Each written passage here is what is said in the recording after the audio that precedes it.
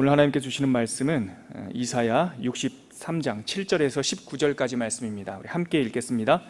내가 여호와께서 우리에게 베푸신 모든 자비와 그의 찬송을 말하며 그의 사랑을 따라 그의 많은 자비를 따라 이스라엘 집에 베푸신 큰 은총을 말하리라. 그가 말씀하시되 그들은 실로 나의 백성이요 거짓을 행하지 아니하는 자녀라 하시고 그들의 구원자가 되사 그들의 모든 환난에 동참하사 자기 앞에 사자로 하여금 그들을 구원하시며 그의 사랑과 그의 자비로 그들을 구원하시고 옛적 모든 날에 그들을 드시며 안으셨으나 그들이 반역하여 주의 성령을 근심하게 하였으므로 그가 돌이켜 그들의 대적이 되사 친히 그들을 치셨더니 백성이 옛적 모세의 때를 기억하여 이르되 백성과 양 떼의 목자를 바다에서 올라오시게 하신 이가 이제 어디 계시냐? 그들 가운데 성령을 두신 이가 이제 어디 계시냐? 그의 영광의 팔이 모세의 오른손을 이끄시며 그의 이름을 영원하게 하려 하사 그들 앞에서 물을 갈라지게 하시고 그들을 깊음으로 인도하시되 광야에 있는 말같이 넘어지지 않게 하신 이가 이제 어디 계시냐? 여호와의 영이 그들을 골짜기로 내려가는 가축같이 편히 쉬게 하셨도다. 주께서 이와 같이 주의 백성을 인도하사 이름을 영화롭게 하셨나이다 하였느니라. 주여 하늘에서 굽어 살피시며 주의 거룩하고 영화로운 처소에서 보옵소서. 주의 열성과 주의 능하신 행동이 이제 어디 있나이까? 주께서 베푸시던 간곡한 자비와 사랑이 내게 그쳤나이다. 주는 우리의 아버지시라. 아브라함은 우리를 모르고 이스라엘은 우리를 인정하지 아니할지라도 여호와여 주는 우리의 아버지시라. 옛날부터 주의 이름을 우리의 구속자라 하셨거늘 여호와여 어찌하여 우리로 주의 길을 스쳐 떠나게 하시며 우리의 마음을 완고하게 하사 주를 경외하지 않게 하시나이까? 원하건대 주의 종들 곧 주의 기업인 지파들을 위하사 돌아오시옵소서. 주의 거룩한 백성이 땅을 차지한 지 오래지 아니하여서 우리의 원수가 주의 성소를 유린하였사오니 우리는 주의 다스림을 받지 못하는 자 같으며 주의 이름으로 일컬음을 받지 못하는 자 같이 되었나이다. 아멘. 오늘 우리가 읽은 이 본문은 내일 살펴볼 우리 이사야 64장 마지막 12절까지 한 호흡으로 쭉 이어지는 내용입니다. 화자는 이사야입니다. 이사야가 이스라엘 백성을 대신해서 하나님께 탄원하는, 묻고 하나님께 질문하는 그런 이야기입니다. 여러분, 우리가 그 선지서를 읽으실 때 좀 유의하셔야 될, 염두에 두셔야 될 내용이 하나가 있습니다. 성경이 대부분 그렇지만 특별히 선지서는 다큐멘터리가 아니라 영화를 보듯이 읽으셔야 돼요. 시간의 순서대로 설명하는 설명문이 아니에요. 선지서는 어제도 제가 말씀드렸지만 하나님께서 보여주신 장면, 그림, 이미지예요. 그러니까 우리가 영화를 보면 영화는 우리가 쉽게 이렇게 몰입되고 그 내용을 따라가는데 성경을 읽을 때는 자꾸 이게 글로 보니까 1인칭적으로 보니까 이게 시제가 왔다 갔다 할 때, 또 등장인물이 화자가 바뀔 때 우리가 자꾸 헷갈려 하는 거죠. 또 사실 번역에 좀 어려움도 있기도 합니다. 주어가 자꾸 빠지고 접속사가 빠지니까 이게 전환이 되었는지 안 되었는지 헷갈릴 때도 있지만 우리가 성경은, 특별히 선지서는 영화다, 하나님께서 보여주신 그림이다 생각하시면 조금 더 이해하기가 편합니다. 그래서 그런 거 있지 않습니까? 우리 시리즈 영화, 저도 영화를 참 좋아하는데 예를 들면 반지의 제왕 1 있죠? 2, 3, 그리고 좋은 아직 못단 이야기가 있으면 프리퀄이라고 그러고요. 이라고 그 전에 있었던 호빗 이런 영화도 이렇게 만들어내죠. 그리고 영화 안에서도 지금 이야기를 하다가 갑자기 무슨 장면이 있습니까? 추억하는 장면도 있잖아요. 과거로 가고 그래요. 그래서 선지서를 볼 때는 이사야서도 이 1, 2, 3 가듯이 전반부, 중반부, 이제 미래를 얘기하는 후반부를 얘기하다가 먼 얘기를 하다가 그 좀 가까운 이야기로 돌아온 거예요. 다시 말해서 어제 우리가 살펴본 61장은 미래 이야기인데 완전히 성취하실 예수님, 계시록의 이야기를 뛰어넘는 모든 원수의 그 포도즙 틀을 밟는 예수의 승리, 완전한 예수의 승리를 얘기했는데 오늘 우리가 읽는 이 본문은 그 승리까지는 이사야가 경험하지 않았으니까 잘 모르겠고, 이사야가 곧 닥친다라고 예상되는, 다시 말해서 이스라엘 백성이 포로로 잡힐 거야, 이거는 아직 경험하진 않았지만 이사야 입장에서 상상이 되는 거거든요. 그래서 이 포로로 잡힐 거야, 이 포로로 잡혀간 백성들이 그렇다면 왜 그렇게 그동안 아수르를 통해서, 바벨론을 통해서 고난을 당했는지 하나님께 질문하는 내용이에요. 자, 그래서 우리 한번 같이 읽어볼까요? 우리 7절을 먼저 한번 같이 읽어보시죠. 시작. 내가 여호와께서 우리에게 베푸신 모든 자비와 그의 찬송을 말하며 그의 사랑을 따라 그의 많은 자비를 따라 이스라엘 집에 베푸신 큰 은총을 말하리라. 이사야가 지금 이야기하고 있는데 그 질문이지만 답도 알고 있어요. 그러니까 시제가 막 시간이 섞인 거죠. 질문을 할 거야. 내가 하나님께 물을 거야. 그러나 이 질문의 내용은 사실 탄원이지만 이어진 내용은 하나님의 사랑과 은총이다라고 결론을 얘기하고 있죠. 저는 우리 교회 목회하면서 어른들을 자주 만날 기회가 있잖아요. 어른들을 뵈면은 좀 존경스럽고 놀라운, 나도 저런 때가 있겠지라고 기대가 되는 점이 뭐냐면 이분들이 이게 품이 넓어요. 그리고 이해력이 참, 그러니까 이해심이 참 크시고 좋으세요. 저희 장인어른 장모님, 어머님만 뵈도 알아요. 저희 어머님이 굉장히 엄하신 분이었거든요. 그래서 저희 어머님이 저 어렸을 때 노병균 이러면은 제가 아주 이렇게 긴장을 했어요.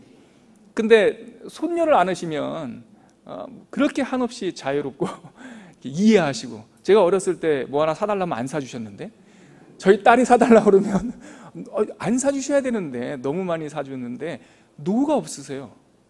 왜 그럴까요?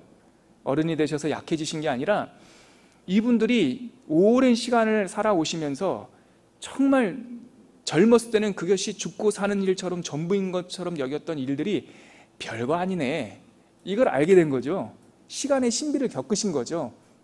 그래서 아웅다웅 할 필요도 없고, 그것이 그때는 꼭 죽을 것 같지만 그거 먹으면 바로 이가 썩을 것 같지만 양치하면 안 썩어, 그냥 다 아시는 거죠.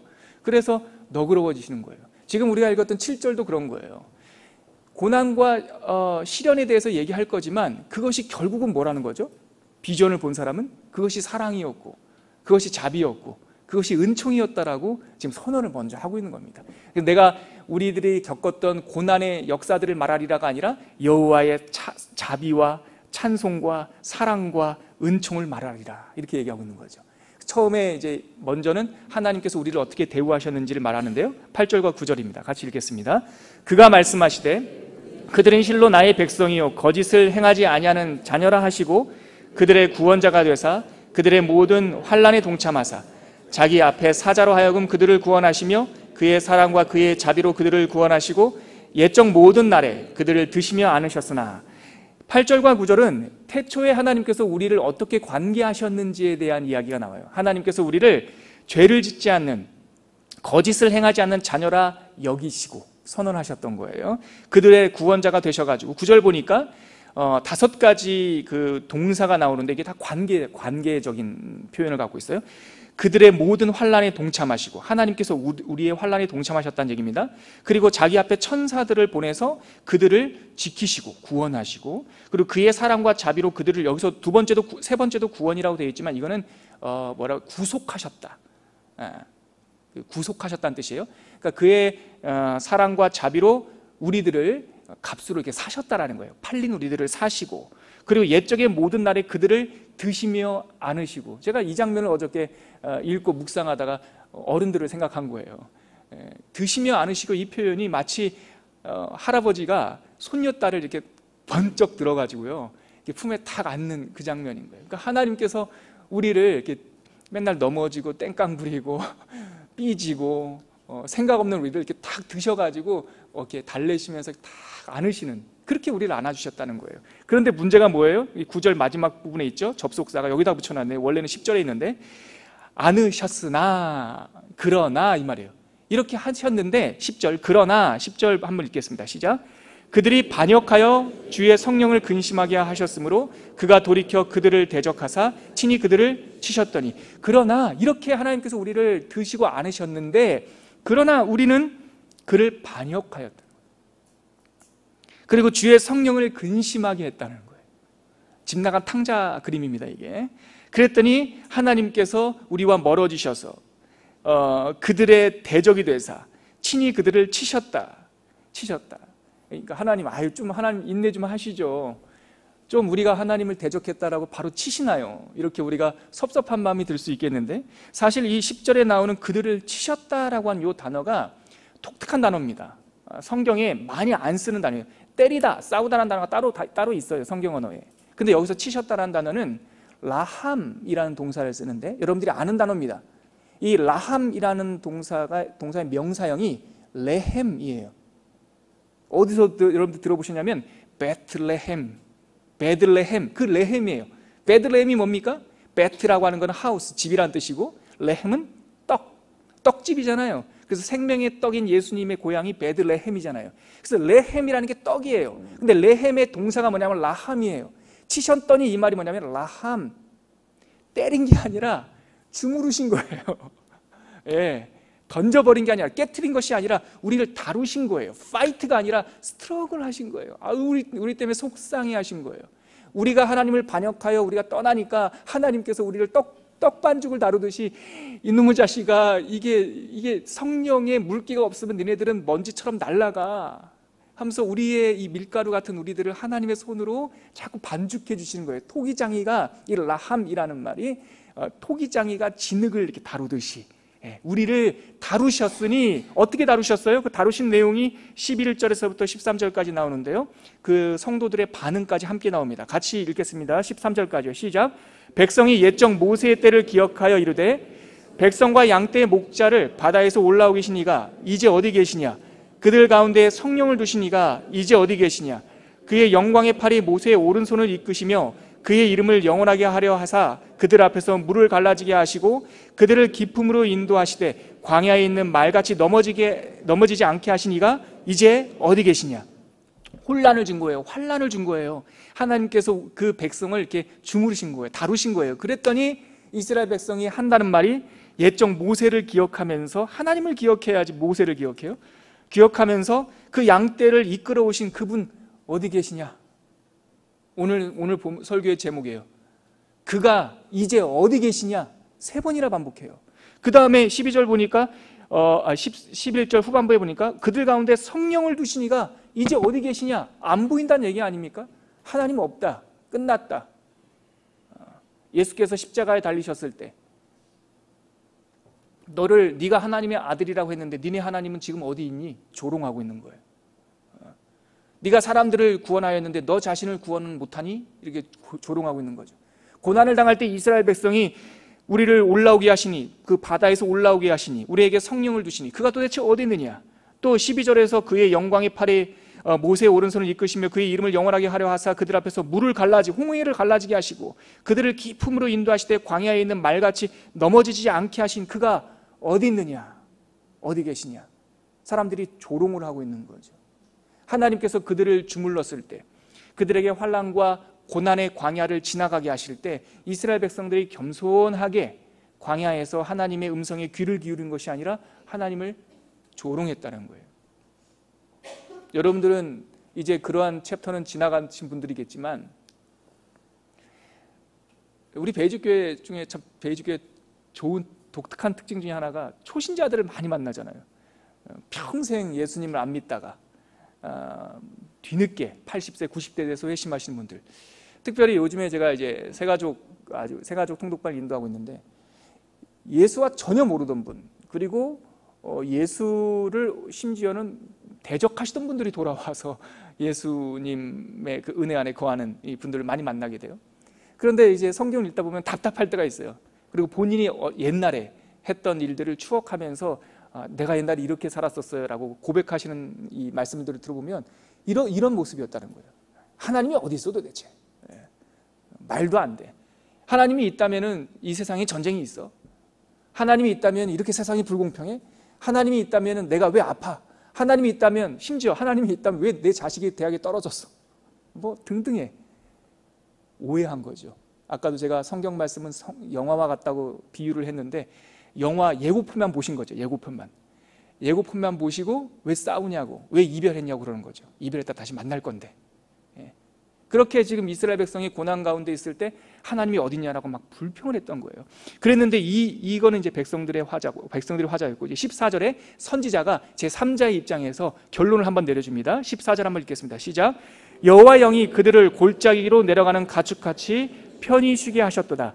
주께서 이와 같이 주의 백성을 인도하사 이름을 영화롭게 하셨나이다 하였느니라.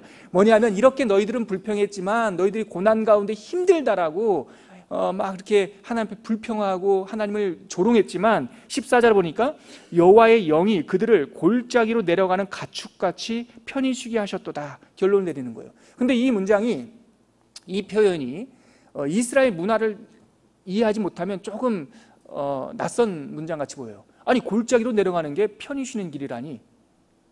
골짜기로 내려갈 게 아니라 그늘로 가야지. 아니면 시편에 있는 말씀처럼 쉴 만한 물가로 가서 편히 쉬어야지. 왜 골짜기로 내려가는데 편히 쉬어요? 근데 이게 이스라엘의 특히 팔레스타인 지역에서 목동, 양들을 인도하는 목동의 경험들, 목동의 이야기들을 알면 이게 무슨 말인지 조금 이해가 됩니다. 뭐냐면 광야에서는 이스라엘을 양들을 이끌고 유목을 하는데 풀이 다 떨어지거나 양들에게 물을 먹여야 될 때는 이 수백 마리, 수천 마리 양들을 이끌고 물 있는 곳, 초원으로 가야 되지 않습니까? 그런데 그 가는 길이 그 길 가운데 와디라고 처음에는 물길이었다가 건조기 때는 골짜기가 돼버린 길들이 가로막고 있어요. 그러면 평지로 갈 것 같으면 삥 돌아가야 된다고요. 돌아가다가 양들이 기진해요. 돌아가다가 말라버려요. 그러니까 때로는 조금 거친 땅이다 할지라도 골짜기를 가로지르기도 해요. 그게 빠른 길이니까. 여기에 초원이 있는데 여기서 건너갈 때 삥 돌아가면 기진할까 봐 그 조금 거친 길이지만 가로질러서 건너간다고요. 그래서 시편 23편에 여호와는 나의 목자신이라고 다윗이 노래할 때 내가 사망의 음침한 골짜기를 지날지라도 해를 당하는 것을 두려워하지 않는 것은 주의 막대기와 주의 지팡이가 나를 안위하고 지키기 때문이다라는 말이 그렇게 나오는 거예요. 골짜기를 지나는 경험은 목자들에게, 목동들에게 한 번씩은 결단해야 되는 빠른 쉼을 위해서, 지금 그 얘기인 거죠. 내가 여호와의 영이 그들을 골짜기로 내려가는 가축같이 하여 편히 쉬게 하셨다는 거예요. 이 고난과 시련이 오히려 그것이 끝이 아니라 하나님의 샬롬, 하나님의 구원으로 인도하는 길목이었다라는 것을 14절에 결론을 내리는 거죠. 이 모든 이치를 알게 된 이제 선지자는, 화자가 이제 또 선지자로 딱 바뀌면서 이스라엘을 대신하여서 기도를 올리는데, 그 기도가 15절서부터 사실 오늘 읽었던 19절을 지나 내일 살펴볼 64장 12절까지 그 기도가 쭉 이어지는 거예요. 중보기도입니다. 자, 이스라엘의 백성들의 마음을 대표해서 선지자가 기도하는 내용을 한번 15절서부터 19절까지 15절만 먼저 한번 읽어볼까요? 시작. 주여 하늘에서 굽어 살피시며 주의 거룩하고 영화로운 처소에서 보옵소서. 주의 열성과 주의 능하신 행동이 이제 어디 있나이까? 주께서 베푸시던 간곡한 자비와 사랑이 내게 그쳤나이다. 지금 중보기도를 시작하는 이 선지자의 첫 일성은 하나님, 그럼에도 불구하고 힘듭니다 라고 하는 거예요. 그럼에도 불구하고 주님의 자비가 그친 것 같습니다. 여러분, 예수 믿는 사람도 시련이 닥치면 힘들어요. 여러분, 너무나 인생의 문제들을 쉽게, 은혜를 받았다 해서 쉽게 평가해버리는 이러한 그 무례함이에요. 사실은 인생에 대한 무례함, 쉽게 평가해서는 안 돼요. 예수를 믿어도 고난을 당하고 믿음이 좋은 형제자매도 고난 가운데 있을 수 있어요. 그럴 때는 그냥 너무 넘겨짚어서 당신을 크게 쓰시려고 고난을 주신 거예요, 이렇게 답을 쉽게 내지 말고, 그 답이 여기 있더라도 그냥 그 고난에 함께 참여해주고 체휼해주는 게 더 위로가 되죠. 지금 선지자는 이러한 이치를, 하나님의 인도하시는 이치를 다 알고 있음에도 불구하고 하나님 힘듭니다, 우리는 지금 주님의 은혜가 그친 것 같습니다 라고 그 고통 속으로 함께 들어가고 있는 거예요. 그런데 이게 세상의 탄원, 세상의 불평과 다른 이유는 16절에 있어요. 16절에 한번 읽어볼까요? 시작. 주는 우리 아버지시라. 아브라함은 우리를 모르고 이스라엘은 우리를 인정하지 아니할지라도 여호와여, 주는 우리의 아버지시라. 옛날부터 주의 이름을 우리의 구속자라 하셨거늘. 이게 생명줄이에요. 골짜기는 다 같이 내려가는데, 고난은 다 같이 내려가는데, 믿음의 백성들은 무슨 생명줄이 있냐면 주는 우리 아버지시라 라고 하는 이 반석이 있는 거예요. 고난에 빠졌을 때 모든 사람들은 기반을 잃어버린 것처럼 방황하지만 우리는 이 하나님은 우리 아버지라고 하는 이 기반 위에 딱 서는 거예요. 고난이 있어도, 우리가 사망의 음침한 골짜기를 지나갈지라도 주는 우리의 아버지, 주는 우리의 목자, 이것이 바로 우리의 존재의 기반인 것이죠. 이 기반 위에서 다시 힘내어 섭니다. 그래서 아브라함은 우리를 모르고 이스라엘, 야곱은 우리를 인정하지 아니할지라도 여호와여 주는 우리의 아버지시라. 다시 한번 강조하면서 세상이 우리를 인정하는 것이 아니라, 환경이 우리를 정의하는 것이 아니라 하나님의 인정이 있으면 돼 라고 그 말씀의 믿음의 반석 위에 서는 거죠. 그 다음부터 17절부터 19절까지 두드러지는 표현은 주는, 당신은, 하나님은, 이 주어가 계속 나옵니다. 우리가 긴 구절이지만 17절부터 19절까지 주님은, 주는, 주의 라고 하는 단어에 집중하면서 한 번 더 읽어보겠습니다. 시작. 여호와여 어찌하여 우리로 주의 길에서 떠나게 하시며 우리의 마음을 완고하게 하사 주를 경외하지 않게 하시나이까. 원하건대 주의 종들 곧 주의 기업인 지파들을 위하사 돌아오시옵소서. 주의 거룩한 백성이 땅을 차지한 지 오래지 아니하여서 우리의 원수가 주의 성소를 유린하였사오니 우리는 주의 다스리심을 받지 못하는 자 같으며 주의 이름으로 일컬음을 받지 못하는 자같이 되었나이다. 아파요. 현실이 아파요. 그렇지만 여기서 빠지지 않는 생명줄이 하나가 있는데 주님, 주님, 주님이라는 거예요. 여러분 시편이 150편이 있잖아요. 그 시편을 혹자는 기도다, 혹자는 노래라 얘기하는데요. 예, 기도라고 해도 되고 노래라고 해도 됩니다. 근데 시편 150편 중에서 3분의 1이 탄원시예요. 탄원시라 하면 힘듭니다, 하나님 살려주시옵소서라고 하는 고통하는 애통의 시예요. 왜 하나님을 의지하고 하나님을 바라보고 하나님을 찬양하는 기도가, 왜 애통의 기도가 그렇게 많습니까? 힘들어요. 믿음대로 살려면 믿음의 대가, 믿음의 걸음이 있어요. 이 세상에서 정직하게 살려면 쉽지 않아요. 성도로서 사는 삶이 쉽지 않아요. 조 목사님이 다 말씀하시지 않으셨지만 그 평생 다니시던 그 직장에서 회식의 대장이었고 술의 대장이었는데 어느 날 정말 성령이 임하셔서 사람이 바뀌었는데 그 다음부터 사람들이 야, 너 종교인이 되었구나, 너 신앙인이 되었구나, 너는 이제 경건한 사람이 되었구나 박수 쳐줬을까요? 아니요. 그동안 받았던 수많은 비난과 고난보다 더 많은 고난이 있었을 거예요. 그게 다 해석돼서 말씀은 안 하시지만 우리는 어때요? 예수 믿고 모든 것들이 만사형통되었습니까? 아니요. 예전에는 오히려 아픔이 되지 않고 어려움이 되지 않았던 것들이 예수 믿고 나서 어려움이 되는 것들이 있어요. 옛날에는 아무런 가책도 없이 그냥 거짓말도 하고, 옛날에는 아무런 가책도 없이 막 싸우고, 운전하다가 누가 옆에서 끼어들면 그냥 창문 내리고 그냥 속 시원하게 내 스트레스 풀게 욕도 하고 그랬지만, 예수 믿고 나서는 이것도 못하고 저것도 못하고 막 억울하고 답답하고 변명도 못하고 아프죠. 그런데 하나님의 사람이 다른 이유는 다른 건 다 잃어버리고 다른 건 다 약자가 되었는데 하나를 얻게 되었어요. 아버지 하나님, 주님, 이걸 알게 되었어요. 그래서 선지자가 중보기도 하는데 한마디, 주여, 주여, 주여. 지금 그 기도를 계속 하고 있는 거예요.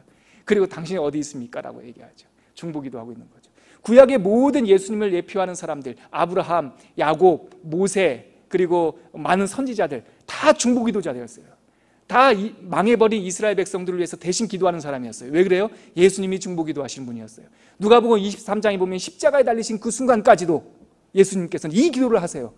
아프다, 엘리 엘리 라마 사박다니, 어찌하여 나를 버리셨나이까라고 탄식의 기도를 하셨지만 그 기도가 끝나자마자 아버지요, 저들을 용서하여 주시옵소서. 저들은 저들이 하는 일을 알지 못합니다. 탄식과 용서의 중보기도가 예수님의 기도였어요. 그리고 났더니 사람들이 계속 조롱하죠. 야, 너 구원해봐, 내려와봐, 네가 하나님의 아들이라며 하고 예수님께서 그 조롱 가운데 숨을 거두세요. 그랬어요. 예수님이 어디 있냐? 오늘 설교 제목처럼 그가 이제 어디 있느냐라고 사람들이 십자가 아래서 조롱했지만 그 예수님의 숨을 거두시는 그 장면에 누가복음 23장이 뭐라고 마무리하는지 알고 계십니까? 그 십자가 패 위에 유대인의 왕이라 기록되었더라. 이게 누가복음 23장 숨을 거두는 장면의 맞춤표예요. 그 십자가 죽으신 패 위에 유대인의 왕이라 기록되었더라. 여러분, 그들이 조롱하던 하나님, 그들이 보여달라고 말하던 하나님이 어디 계셨습니까? 그들 눈앞에 있었어요. 조롱하던 그들 눈앞에 유대인의 왕이신 예수님이 계셨어요. 여러분, 탄식 가운데 어려움 가운데 계신 분들이 계시다면 이 사실을 잊지 마시기 바랍니다. 하나님은 여러분들의 눈앞에 계십니다. 침묵하고 계시지 않으십니다. 여러분들을 다 보시고 때가 되면 여러분들을 들으시고 아버지가 할아버지가 자녀를 품듯이 여러분들을 품에 안으실 겁니다. 우리 같이 기도하시죠. 오늘 말씀 가운데서 우리를 골짜기로 인도하실지라도 쉴만한 물가 하나님의 품 안으로 인도하시는 하나님의 섭리를 알게 되었고, 우리가 하나님이 도대체 어디 있습니까? 탄원할 때 하나님은 그 못자국과 창자국을 가지시고 우리 눈앞에, 우리 삶의 위에, 우리 삶의 주변에 늘 계셨다는 사실을 알게 되었습니다. 하나님, 십자가에 달리신 예수를 바라보게 하여 주시옵소서. 우리를 늘 지키시는 목자 되신 예수님을 바라보게 하여 주시옵소서. 이렇게 소원하면서 한번 기도하도록 하겠습니다. 하나님 아버지, 은혜를 감사합니다. 오늘 이사야의 탄원과 백성들의 탄원과 하나님 이사야의 중보기도를 통하여서 하나님이 어디 계시냐고 탄원하고 고통하지만 늘 하나님은 우리와 함께 계시고 하나님은 우리의 아버지가 되시고 우리의 존재의 기반이 되신다는 사실을 알게 되었습니다. 하나님, 우리가 삶의 깊숙한 곳에 들어가 있다 할지라도, 우리가 세상에 어떤 것도 의지하지 못하고 버림받은 자가 들다 할지라도 하나님을 잊지 아니하며 하나님을 바라보는 믿음의 눈을 열 수 있도록 인도하여 주시옵소서. 하나님 아버지, 중보자 되신 예수를 주심을 감사합니다. 그 크신 사랑으로 우리를 붙드셨고 씨름하셨고 사랑하신 그 사랑에 감사합니다. 하나님, 우리가 삶의 정말 진공상태와 같은 삶의 깊은 곳에 있다 할지라도, 사망의 음침한 골짜기를 지나는 것과 같은 고난 가운데 있다 할지라도 그 고난의 현장에 함께 계신 하나님, 그 고난을 이기신 하나님, 그 고난 가운데서 우리를 인도하셔서 쉴만한 물가로 인도하실 그 예수님을 붙잡고 살아가는 믿음의 백성들 다 되게 하여 주시옵소서. 이제는 우리 주 예수 그리스도의 은혜와 하나님의 끝이 없는 사랑과 성령 하나님의 늘 동행하시는 그 충만하심이 오늘 이사야의 이 탄원과 중보기도와 끝내 우리를 붙드시고 인도하시는 예수의 소망을 나에게 주시는 메시지로 듣고 내가 사망의 음침한 골짜기를 다닐지라도 예수의 손잡고 쉴만한 물가 하나님의 품으로 가리라고 소원하는 주의 모든 백성들 위해 지금부터 영원까지 함께 계시기를 간절히 축원하옵나이다.